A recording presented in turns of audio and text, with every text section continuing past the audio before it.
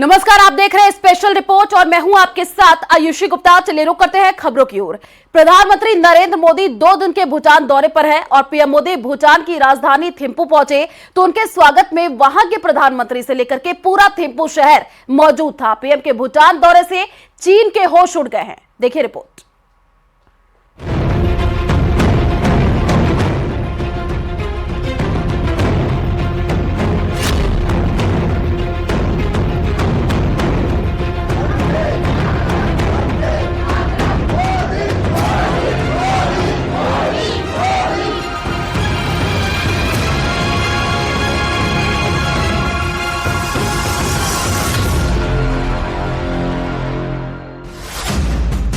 भूटान में ये तस्वीरें चीन को परेशान कर देंगी।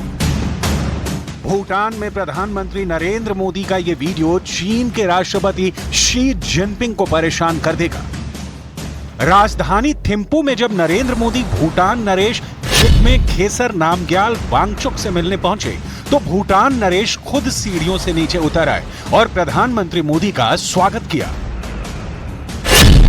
प्रधानमंत्री नरेंद्र मोदी भूटान के 2 दिन के दौरे पर हैं, लेकिन 2024 में इस दौरे के मायने क्या हैं? इस दौरे को लेकर चीन को भारत क्या मैसेज देना चाहता है? बाकी पड़ोसी देशों को भारत क्या बताना चाहता है? बहुत गौर से समझिएगा, क्योंकि दक्षिण एशिया में भारत की सुरक्षा से भूटान गहराई से जुड़ा हुआ है। प्रधानमंत्री का विमान जब भूटान में उतरा तो नीचे टर्मिनल पर भूटान के प्रधानमंत्री शेरिंग टोब्गे उनके स्वागत के लिए मौजूद थे। पारो इंटरनेशनल एयरपोर्ट से थिम्पू तक 45 किलोमीटर लंबा सफर और दोनों तरफ प्रधानमंत्री का स्वागत देखने लायक था।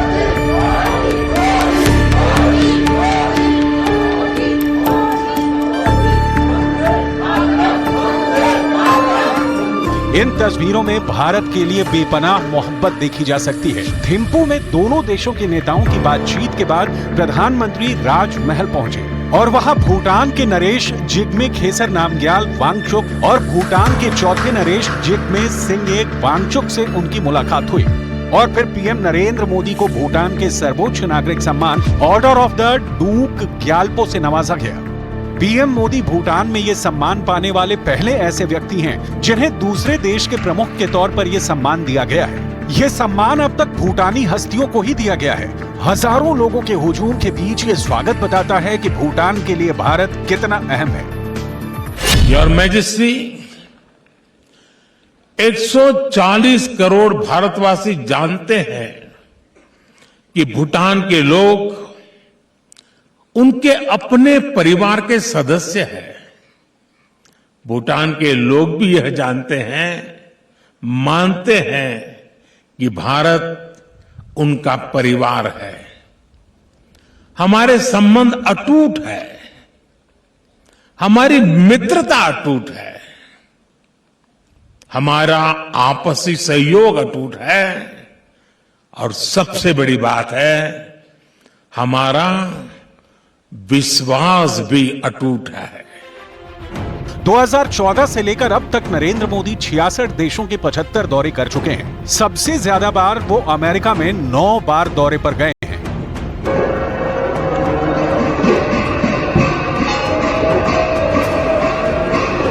- 2014 में जब नरेंद्र मोदी पहली बार प्रधानमंत्री बने थे तब उनका पहला विदेश दौरा भूटान का ही था। अब माना जा रहा है कि भूटान का ये दौरा उनके दूसरे कार्यकाल का आखिरी विदेशी दौरा है। 2014 में जब मैं भारत का प्रधानमंत्री बना तो मेरी पहली विदेश यात्रा के रूप में भूटान आना स्वाभाविक था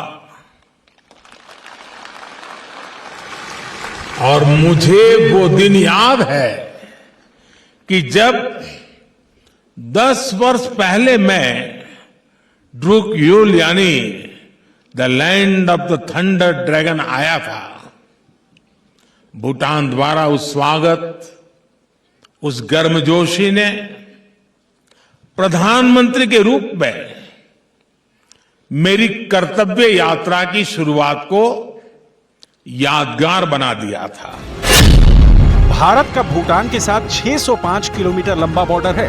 7,80,000 की आबादी वाले भूटान के लिए भारत इसलिए खास है क्योंकि भारत ही भूटान का सबसे बड़ा व्यापारिक भागीदार है।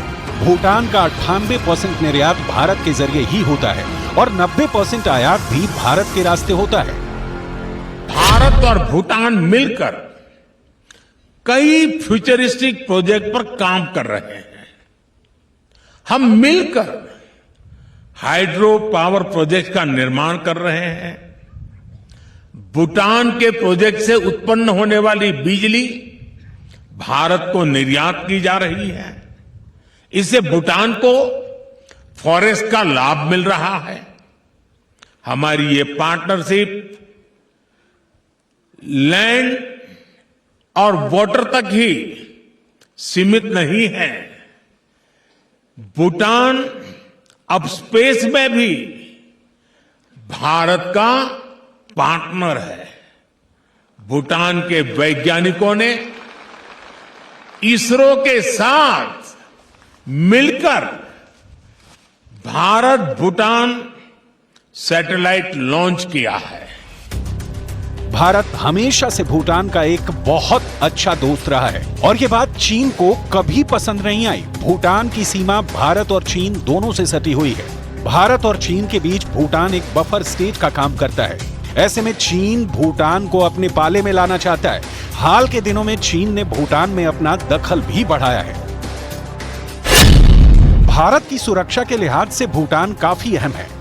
यहाँ के डोकलाम इलाके पर चीन की नजर रही है। डोकलाम भारत, चीन और भूटान के बीच एक जंक्शन पॉइंट है। जब 2017 में डोकलाम विवाद हुआ तो भारत ने बहुत आक्रामक रुख अपनाया था। यह विवाद 2 महीने से ज्यादा चला और फिर डोकलाम से चीन को पीछे हटना पड़ा था। चीन चाहता है कि भूटान उसे डोकलाम का इलाका दे दे और बदले में भूटान से किसी दूसरे हिस्से की अदला बदली चाहता है। अगर ऐसा हुआ तो भारत के उत्तर पूर्वी राज्यों के लिए एक बड़ा खतरा पैदा हो जाएगा। भारत का मानना है कि डोकलाम को लेकर कोई विवाद नहीं है, जबकि चीन इसे अपनी चुंबी घाटी का विस्तार मानता है जो सिक्किम और भूटान के बीच में है। डोकलाम पठार रणनीतिक रूप से अहम सिलीगुड़ी कॉरिडोर के काफी करीब भी है। ये वो इलाका है, यानी वो गलियारा है जहां से पूर्वोत्तर बाकी भारत से जुड़ता है। इसलिए चीन और भूटान के बीच डोकलाम को लेकर कोई भी समझौता भारत की सुरक्षा पर गंभीर असर पड़ेगा।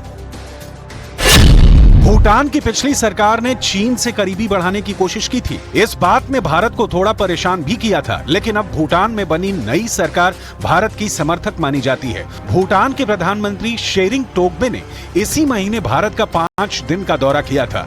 जनवरी में पद संभालने के बाद वो पहली विदेश यात्रा पर भारत ही आए थे। इस दौरान उन्होंने यूरोप के एक अखबार को दिए इंटरव्यू में कहा था, डोकलाम भारत, चीन और भूटान के बीच एक जंक्शन पॉइंट है। इस समस्या को दुरुस्त करने का काम अकेले भूटान का नहीं है, इसमें 3 देश शामिल हैं। जैसे ही 2 और पक्ष तैयार होते हैं, हम इस पर चर्चा कर सकते हैं। साफ जाहिर है भारत का दबाव असर कर रहा है और भूटान भी समझता है कि डोकलाम पर भारत का नजरिया समझना जरूरी है। दरअसल चीन प्रेशर वाली डिप्लोमेसी करता है। अपनी आदत के हिसाब से दबाव के जरिए भूटान के साथ अपने सीमा विवाद को सुलझाना चाहता है। ऐसा उसने मध्य एशिया के देशों के साथ भी किया है और यहां भी उसका रुख भारत के लिए खतरनाक साबित हो सकता है। यही वजह है कि जब अक्टूबर 2023 में चीन और भूटान के बीच सीमा विवाद पर बातचीत शुरू हुई तो नवंबर के पहले हफ्ते में ही भूटान के राजा जिग्मे खेसर नामग्याल वांगचुक भारत आए थे। नवंबर 2023 से पहले उन्होंने अप्रैल 2023 में भी भारत का दौरा किया था। भारत और भूटान के संबंध हमेशा बहुत स्पेशल माने जाते रहे हैं। दशकों पुराने इन रिश्तों को भारत ने भी उतनी ही इज्जत दी है जितना भूटान ने भारत की चिंताओं का ख्याल रखा है। दोनों देशों ने शांति और मित्रता की संधि पर 8 अगस्त 1949 को दस्तखत किए थे और ये तस्वीरें 8 फरवरी 2007 की हैं, जब इस संधि में संशोधन किया गया। तब भूटान के मौजूदा नरेश जिग्मे खेसर नामग्याल वांगचुक ही भारत आए थे और दोनों देशों के बीच यह करार बढ़ाया गया। भारत और भूटान एक साझी विरासत का हिस्सा है। भारत भगवान बुद्ध की भूमि है, उनकी तपस्थली है। भारत वह भूमि है जहां बुद्ध को बोध प्राप्त हुआ था। भूटान ने भगवान बुद्ध की उन शिक्षाओं को आत्मसात किया, उन्हें संरक्षित किया। भारत के साथ मिलकर Bhutan hydro power project, infrastructure, स्वास्थ्य, शिक्षा, डिजिटल कनेक्टिविटी और यहां तक कि अंतरिक्ष सेक्टर में भी काम कर रहा है। भूटान के लोगों की जिंदगी में भारत की छाप बहुत गहरी है। खाने पीने के सामान से लेकर गाड़ियों तक सब कुछ मेड इन इंडिया रहता है या फिर भारत के रास्ते आयात किया जाता है। शनिवार यानी दौरे के दूसरे दिन प्रधानमंत्री नरेंद्र मोदी थिम्पू में उस आधुनिक अस्पताल का उद्घाटन करेंगे जो भारत की मदद से तैयार किया गया है।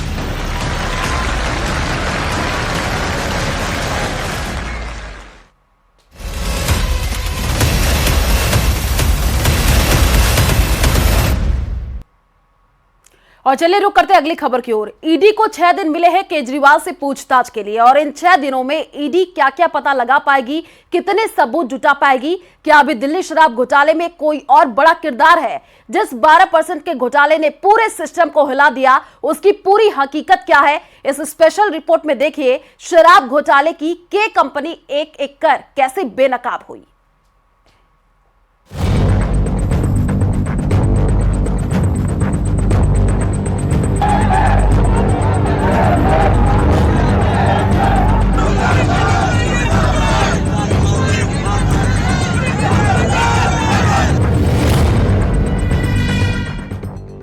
दिन भर चले हाई वोल्टेज ड्रामे का क्लाइमैक्स केजरीवाल की रिमांड पर जाकर खत्म हुआ।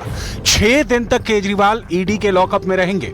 28 मार्च की दोपहर पेशी होगी, लेकिन अगले 6 दिन के सियासी संग्राम का ट्रेलर आज ही रिलीज हो गया। आम आदमी की आतिशी वर्सेस बीजेपी की स्मृति ईरानी के इस वार पलटवार से 2 साल से ये जांच चल रही है, लेकिन 2 साल की जांच में एक पैसा भी ना सीबीआई को मिला है ना ईडी को मिला है। लेकिन जैसे ही चुनाव की घोषणा होती है तो अरविंद केजरीवाल जी को गिरफ्तार कर लिया जाता है। क्यों? इसलिए किया जाता है क्योंकि प्रधानमंत्री नरेंद्र मोदी जी को पता है कि अगर कोई एक नेता उनको चैलेंज करने वाला है तो उस नेता का नाम अरविंद केजरीवाल है। सुचिता का हवाला देने वाला एक व्यक्ति किस प्रकार से प्रशासनिक तंत्र के माध्यम से भ्रष्टाचार को परिभाषित करेगा, उसका ब्यौरा मिला अरविंद केजरीवाल और उनके कृत्यों के माध्यम से। राउस एवेन्यू कोर्ट में केजरीवाल की एंट्री के साथ ही हलचल देखते ही बन रही थी, लेकिन केजरीवाल का अंदाज गौर करने लायक था। वही हुलिया, वही चाल, चेहरे पर शांति का भाव, लेकिन उस पर तैरती उदासी बहुत कुछ बयां कर रही थी। दिल्ली की राउस एवेन्यू कोर्ट में पेशी के दौरान केजरीवाल के साथ चल रहे लोग भी सतर्क होकर साथ चल रहे थे। केजरीवाल बस एक टक सीध में देखते रहे, चलते रहे। ये तेज तर्रार लीडर केजरीवाल की बिल्कुल अलग छवि दिख रही थी। क्या किसी ने कल्पना की थी कि केजरीवाल को ये दिन देखने पड़ेंगे? लेकिन यही तस्वीर आज का सच है।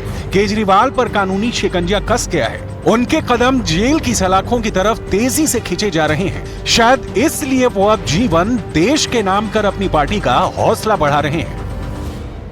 मेरा जीवन देश के लिए समर्पित है और चाहे अंदर हो या बाहर। कोर्ट में अपील और दलील की मझधार में उलझे मुख्यमंत्री अरविंद केजरीवाल का बहुत कुछ दांव पर लगा है। बहुत कुछ क्या, करीब करीब सब कुछ। इस हंगामे के बीच उनकी कट्टर ईमानदार नेता की छवि दांव पर है। इस प्रदर्शन के बीच मुख्यमंत्री की कुर्सी दांव पर है। केजरीवाल का क्रांतिकारी विचार दांव पर है। आम आदमी पार्टी का जनाधार दांव पर है। लेकिन ये नौबत आई क्यों?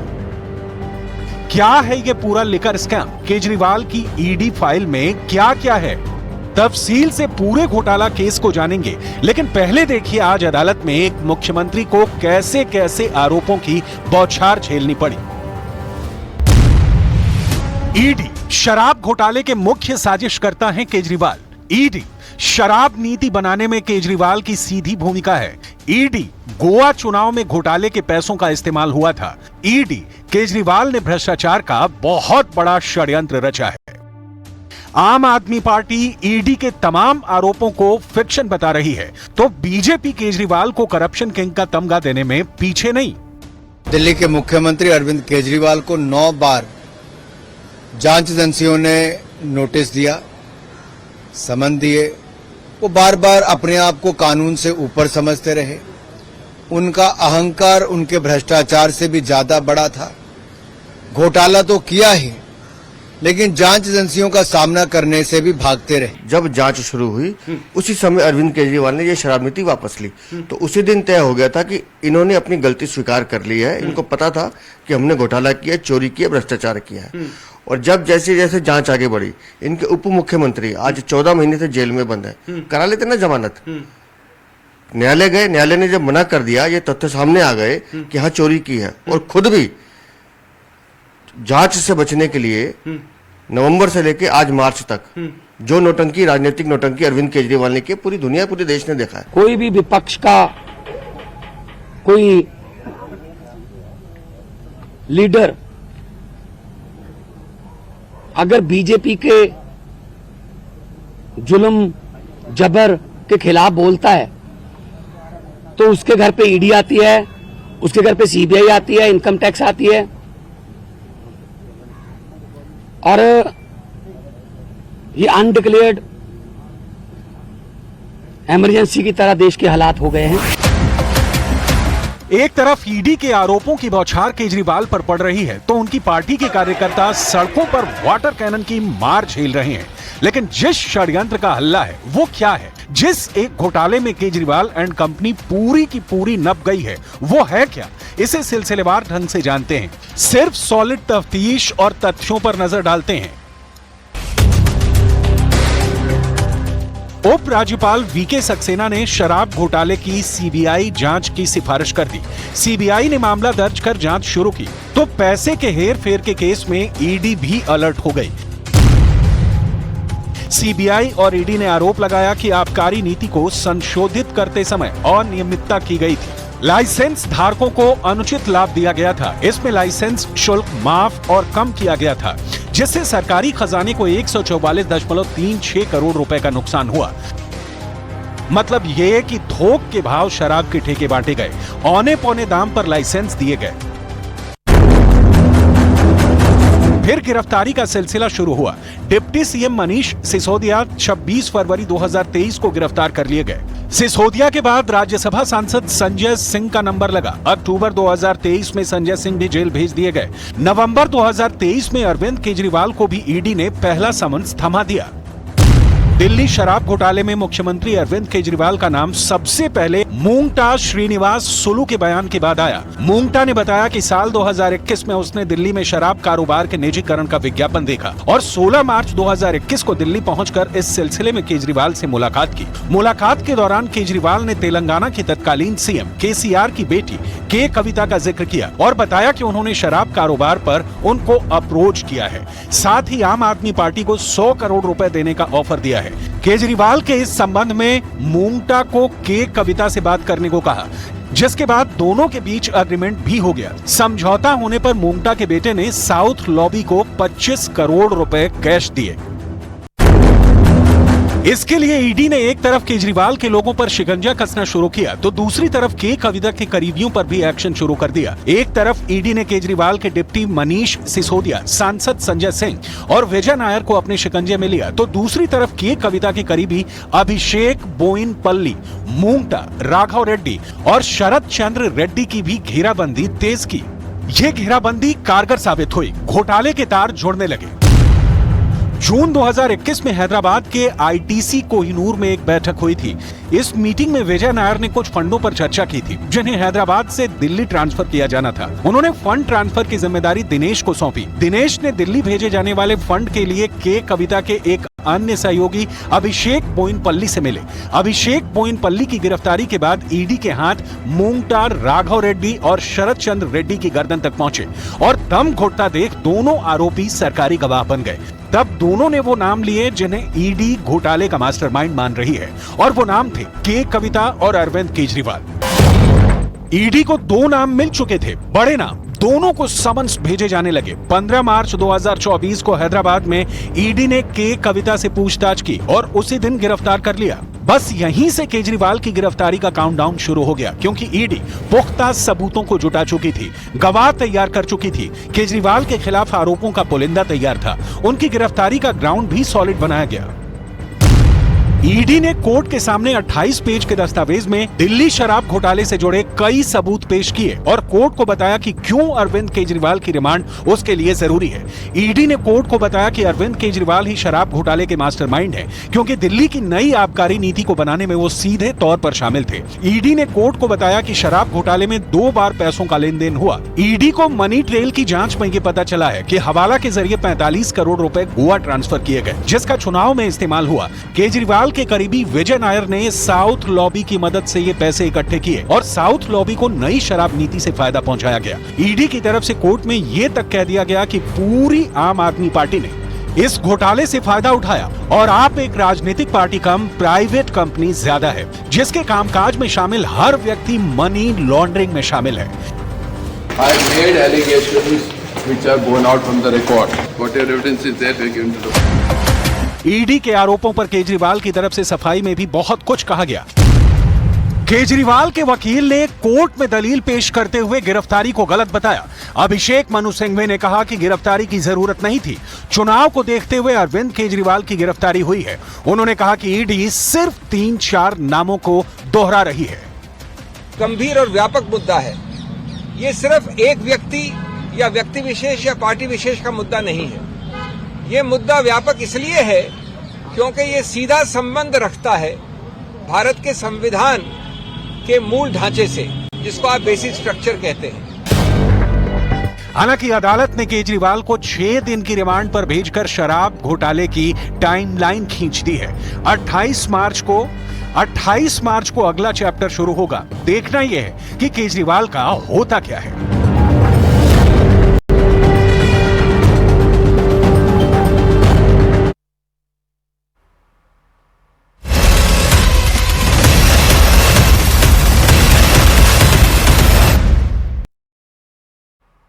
और अरविंद केजरीवाल का अब कविता से आमना सामना होगा। देखिए रिपोर्ट।